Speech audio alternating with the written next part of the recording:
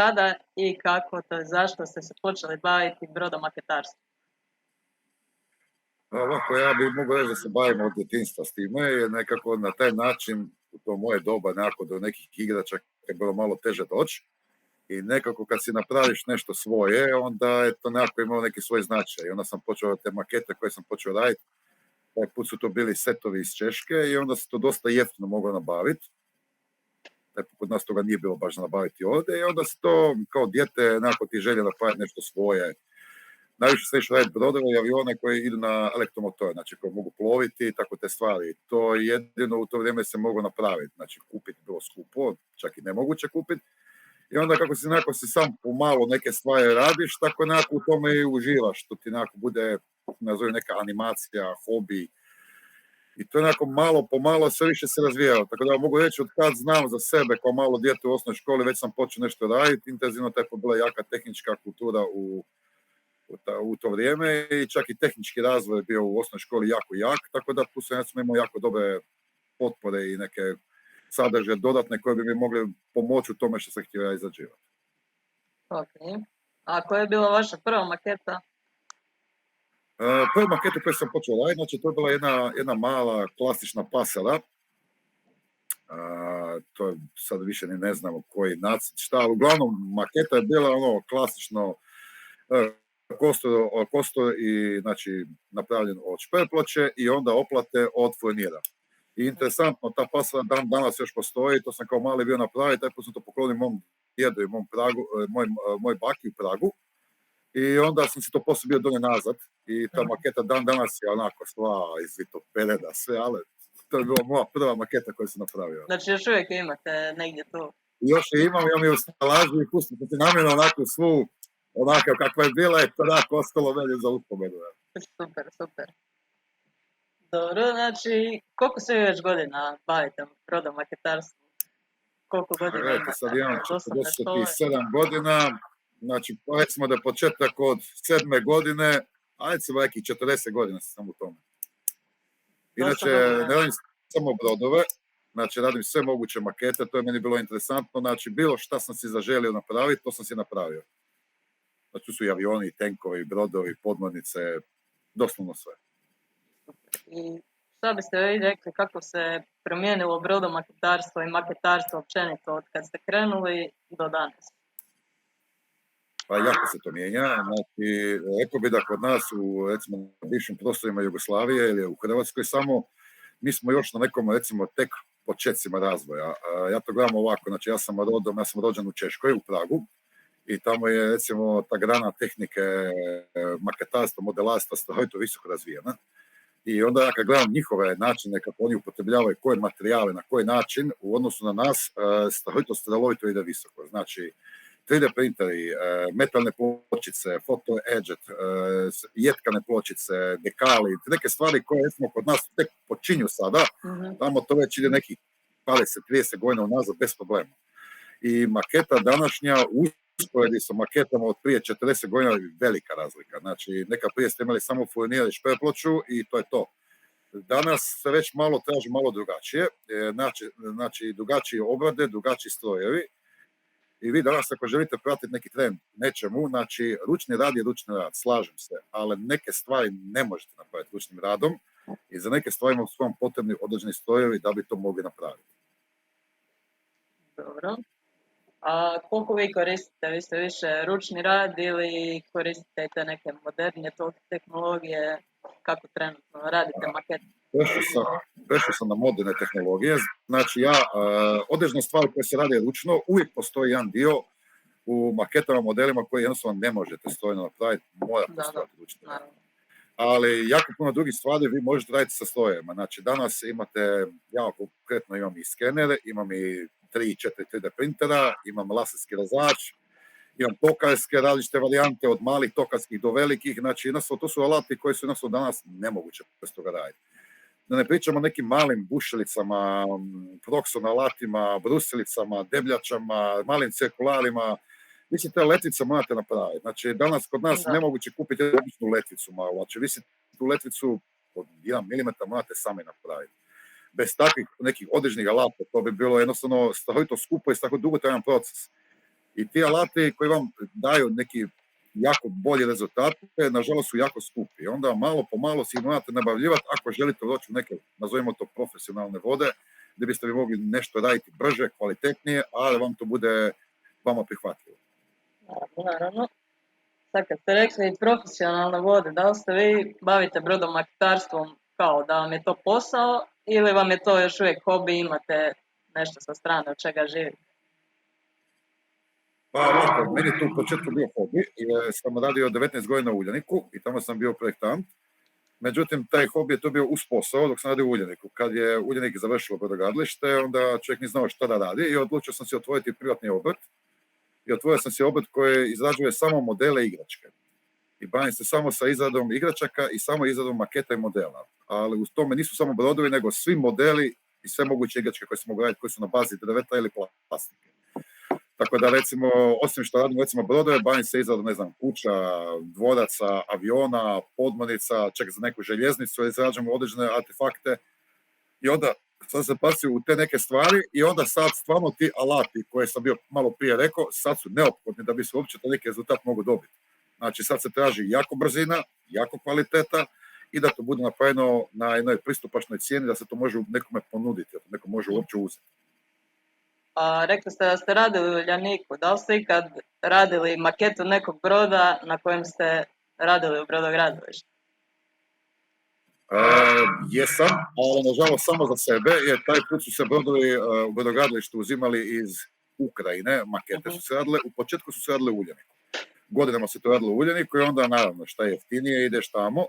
I onda su se makete radile u Ukrajini. Ja sam si za sebe radio brod 501, 502, to su bili brodovi za Kaspijsko jezero, to su bili brodovi za prevoz kamiona i za prevoz automobila. I to sam radio u jednom malom mjerilu, jako malom mjerilu, cirka neki 26-30 cm dužine. I to je bilo čisto samo za mene, za moju zbirku, jer pošto sam radio na nekim nacrtima, onda sam imao pristup nekoj određenoj literaturi koja je bila potrebna, recimo tim trupaškim nacrtima. I onda sam se bez problema mogu taj neki trup napraviti kako meni odgovara. Dobro, a kako inače pristupate izradi maketa? Da radite po nacrtima koje nabavljate od nekuda ili imate slike i glavne dimenzije, recimo, pa po tome kako to ide kod vas? Pa za mene je svaka maketa koju radim, znači svaka maketa za mene koju ja radim, to je jedan projekt od početka. Znači prvo volim proučiti šta je to, konkretno o čemu se radi, i onda idem pogledati neku povijest. Ako postoji mogućnost, osobno volim to ići osobno pogledati, baš uživo uvjerim kako to izgleda, i oni neki mali skriveni detalji su meni jako važni. Nakon toga pokušavam doći do nacrta, slika naravno ovisno o čemu, jer recimo vi za neki brod današnje doba možete dobiti nacrt, za neku podmornicu iz Prvog svjetskog rata iz 1910 ne možete dobiti nacrt. I onda idete raditi po nekim slikama i onda, pošto sam u toj nekoj struci, nazovimo to brodogradnji, ja sam inače diplomirani inženjer strojarstva, onda si neke stvari ja mogu dočarati koje bi tamo trebale biti i ovisno koje stvari ne vidim, te stvari se mogu onako tehnički predočiti. I onda si ih ja tako napravim, da se napravi repliku pomoću neke slike. I onda od neke slike se mogu izvući i onda naravno dolazi da se morate napraviti nacrt u AutoCAD-u ili neke skice na papiru i po tim skicama vi si izrađujete elemente koje su vam potrebne da bi se mogla sklopiti jedna maketa. Dobro, znači u biti krećete od toga da saznate što više o brodu. Točno. I to je biti jedna povijest. Znači, na jedan način tako učite povijest o toj nekoj maketi, na nekom realnoj stvari koja je postojala, a vi tu stvar pokušavate što vjernije prekopirati u neku malu veličinu. I po čemu uglavnom birate brodove? Većinom ja, znači sada kad radim, ja većinom dobivam upite. Znači, teoretski ja ne biram brodove koje ću raditi ili makete, većinom dobivam upit stvari koje bi trebalo napraviti. I te stvari koje treba napraviti, onda ja vidim da li, koji su rokovi. Isto tako, jako važna stvar je, dosta ljudi kad pitaju za maketu, sami ne znaju ni koliko to košta, ni koliko bi daleko otišli. Znači, ja vam mogu napraviti maketu koja će imati bravu sa ključem, koja će se taj ključ otvarati, a isto tako možemo napraviti bez toga, ali to vam povećava ili smanjuje cijenu samog proizvoda. I za isto tako zavisi koliko ćete vremena u to uložiti. Znači, ja kad se prihvatim nekoga posla, ja sam stvarno u tome skoro maltene 24 sata dok to ne završim. I koliko vam otprilike treba da dovršite neku maketu? Evo, recimo, primjer šta ste zadnje radili, koliko je trebalo od početka do kraja, recimo? A recimo imate ovako, recimo da bude šarolika paleta. Recimo, radio sam jednu mehaničarsku garažu koja trebala imati kompletno sve unutra, znači da bi ja mehaničar mogao raditi. Znači od alata, dizalica, svega toga, do skidanja krovne konstrukcije, prozora, vrata na paroletu se dižu. To otprilike trebalo 2 mjeseca izrade za te stvari. Onda imate jednog trabakula koji je u mjerilu 1:32, to mi je trebalo otprilike 3 mjeseca jer su imali kompletne unutrašnjosti, znači pramčana, spavaona, krmena, teretni prostor, pa su htjeli po kuhinju gore. A onda smo imali isto takvog trabakula koji je bio 1:10, to je dimenzije 2 metra sa 2 metra i 10. To mi je trebalo oko 6,5 mjeseca da ga napravim, identično kao i ovog malog. Znači svi detalji koji su bili unutra, svi stavljeni, ali duplo veći rok. Sad, male makete zahtijevaju preciznost sa radom sa, ne znam, pincetama, povećalom i tako dalje, manje materijala, ali zato kod većih brodova imate veći materijala gdje se lakše možda radi, ali zato su vam veći gabariti materijala, veća cijena i veća dimenzija samog toga izrade proizvoda. Da, kad se bavite brodomaketarstvom, maketarstvom općenito, koji je za vas bio nekako najteži, najzahtjevniji dio toga svega, možda kad ste kretali, a i sada? Pa recimo ovako, za bilo koju stvar to je točno raditi, znači u biti najteže doći do prave literature. Znači literatura je najvažnija da biste uopće imali neku pokretu toga šta je. I sad najteže se dolazi do nekih nacrta slika, je to većinom neke stvari čak možda i ne postoje, ili su tako nekako slikane baš iz nekog ugla koji taman vama ne paše. To je recimo najteži dio. Recimo ako konkretno kod brodova, najviše problema prvo napraviti brodski liniju, znači napraviti jedan konkretan trup sa jednom oplatom, znači jedan kostur, znači rebra, kobilicu, složiti u oplatu i vi kad ste dobili tu neku formu oblik broda, onda teoretski ostale stvari koje će doći unutra još nekako lakše ćete napraviti. A najteže je recimo taj početak, znači literatura i recimo složiti tu kobilicu da bi to bilo kako treba. Znači najbitnije je da se dobro krene, a ostalo nekako lakše dođe. Da je, ne prašta vam se greška. Znači jednu grešku koju u startu napravite, ta greška vam se vuče kroz cijelu maketu i to onda mi koji smo ovako volimo sve točno u milimetar da imamo, nama to recimo smeta. Dobro. A što je vama od svih tih maketa koje radite, šta vam je najdraže? Avioni, brodovi, nešto treće? Pa isto govoreći svaka stvar za mene izgleda. Znači, imao sam sad raditi jednu tvrđavu koju smo radili, recimo isto interesantno jedna stvar. Radio sam tvrđavu iz 1893. godine, to je tvrđava u Štinjanu kod nas u Puli, Fort Punta Cristo. I recimo ona je bila za mene izazov, jer recimo ta tvrđava postoji, ali oni su je htjeli napraviti kako je bila napravljena prije 100 i toliko godina. Naravno, dokumentacija ne postoji, imamo crno-bijele 2 slike. I sad, meni je svaka stvar izazov, jer ja u svaku stvar koju uđem, koju idem raditi, ja jednostavno idem to proučavati do te mjere da hoću doznat kako to funkcionira, kako to radi, gdje šta bilo, koji materijali. Ja pokušavam i te materijale sve dočaravati na tu boju, točno nijansu kako bi trebalo. Tako da, recimo, meni je raditi brod, ili raditi avion, ili raditi podmornicu, ili raditi tvrđavu, za mene je to svaka stvar za sebe posebno interesantna i posebno zanimljiva. Da li imate mlade brodomaketare oko sebe koje učite kako to ide? Da li vam neko pomaže u izradi maketa?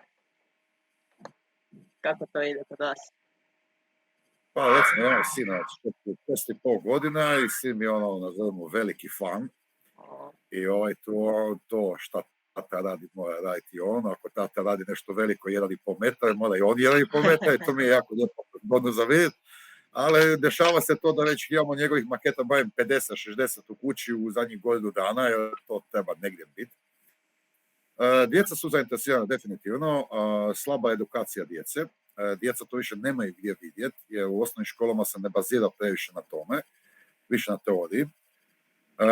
Praksa je slaba, materijali su slabo dostupni.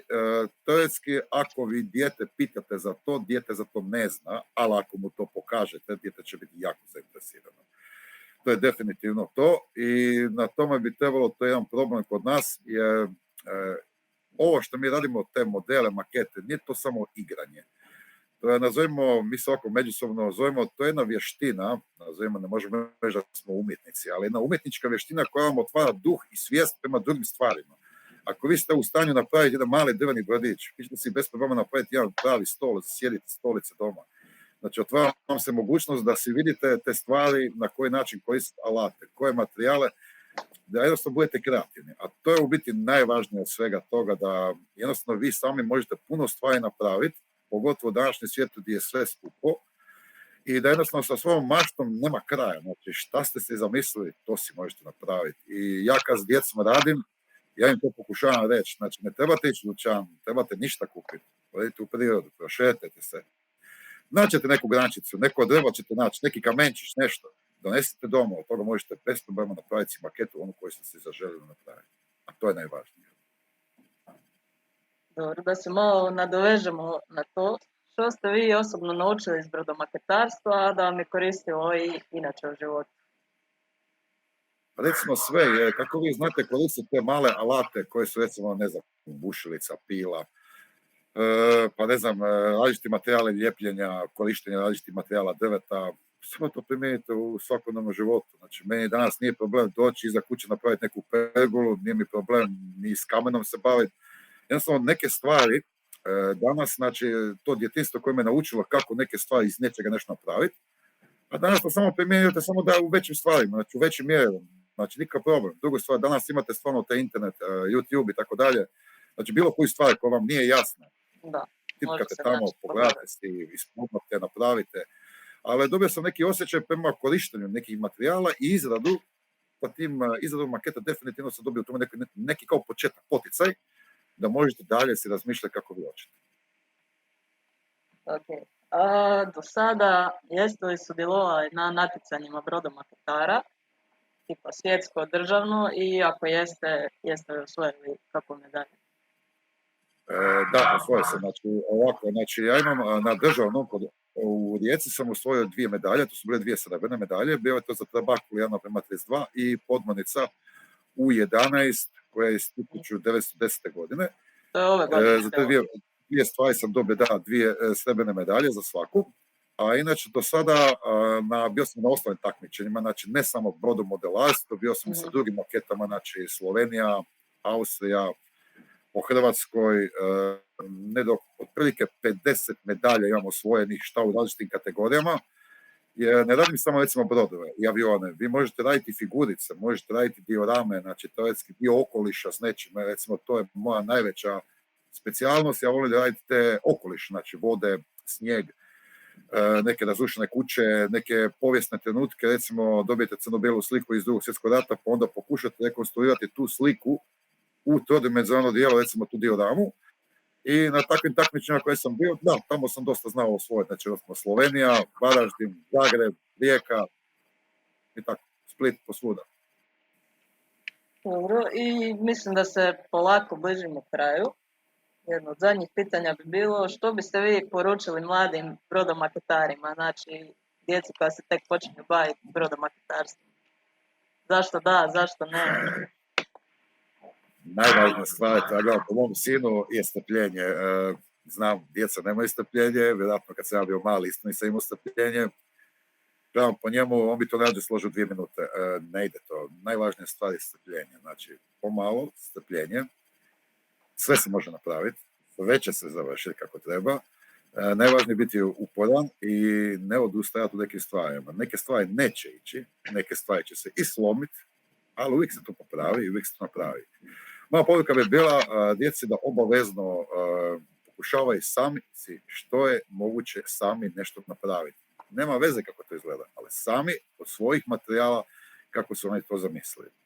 Ja sam gledao po mom sinu, znači on si je u početku radio, znači on si uzeo stari karton, rez iz starog kartona rebra, lijepio rebra, preko rebra je lijepio selotep, sa selotepom bi ga poslije prefarbao i dobio bi lijepo oplatu broda. Mislim, to je jednostavno rješenje, a tako jednostavno za njega dobije jedan osjećaj da on napravio nešto i on bude sav sretan, ponosan kad to napravi.